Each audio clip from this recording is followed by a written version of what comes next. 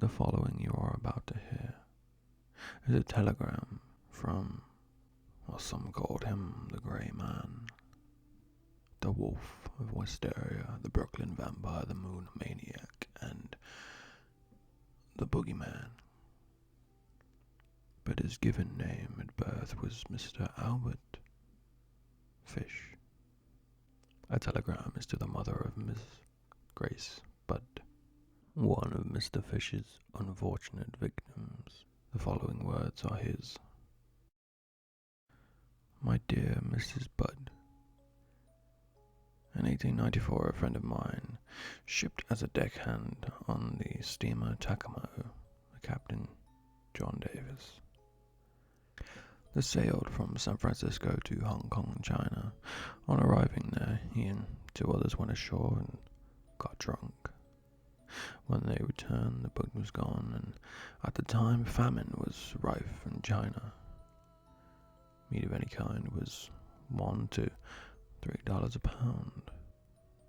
So great was the suffering among the very poor, all the children under 12 were sold to the butchers to be cut up and sold for food in order to keep others from starving.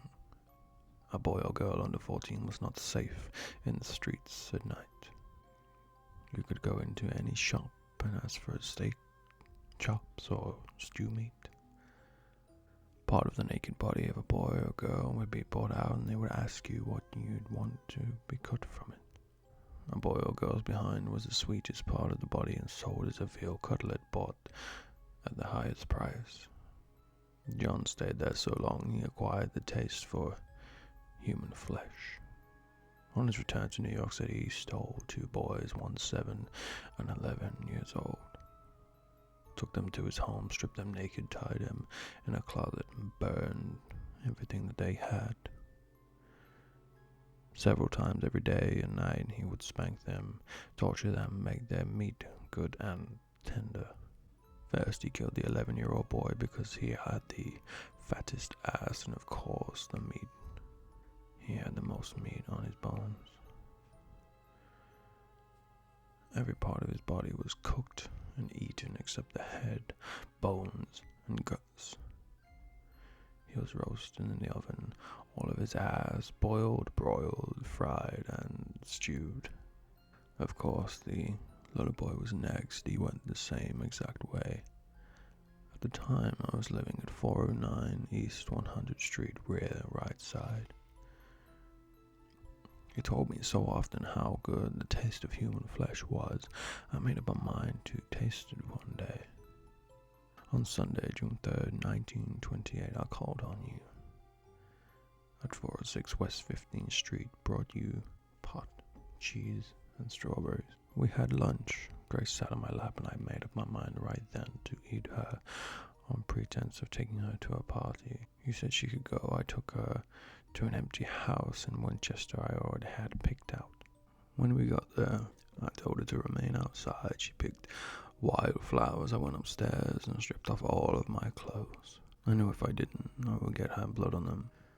When all was ready, I called to her, and I hid in the closet until she was in the room. When she saw me all naked, she began to cry and run downstairs. I grabbed her, and she said that she would tell her mama.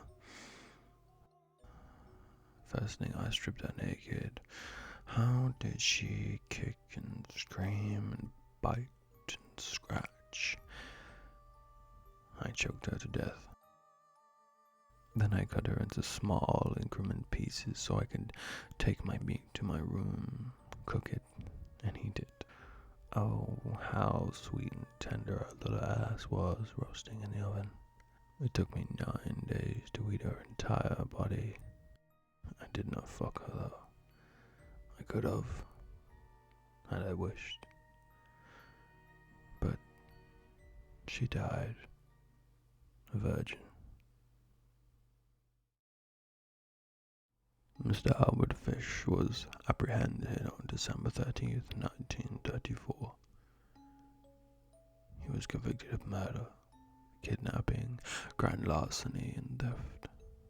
He was sentenced to death. January 16th, 1936, at the age of 65. His cause of death was electrocution in the electric chair